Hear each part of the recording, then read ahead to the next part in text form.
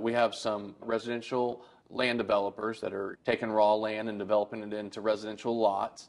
And as we know, Salina has been a very hot area over the last 3-4 years. And this was a parcel of land that a couple of other developers had under contract. They reached out to the owner and wanted to now buy the property themselves. The owner was straight with them and said, hey, this has been under contract before. We weren't able to ever get the title straightened out so that there was a title company willing to insure it. And so we're happy to go under contract, but we're not going to let you tie up our property until we know that this title company can actually get it done, because we've had our property tied up for over a year before as the title company was working through issues. And so totally reasonable, right? No one wants their property tied up for an extended amount of time. And so my client, which at this time, this was a somewhat of a new partnership, two gentlemen coming from different development firms coming together, and they brought this to me and said, this property is worth a lot. It's worth even more if we can buy it and develop it. Can you sign up for this project? And so that is a project where we weren't under contract, or they weren't under contract.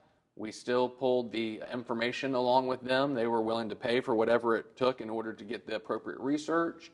We got that title work in, and we really put our heads down and worked. I think it took us 3 months, and we are working with all the family members, any heirs, everyone who's deceased with no wills, right? It wasn't a family tree. It was more like a family bush. And so we had to weed through the bushes to figure out exactly who would be in title and who needed to execute not only the contract, but any kind of deeds to convey the property to our client.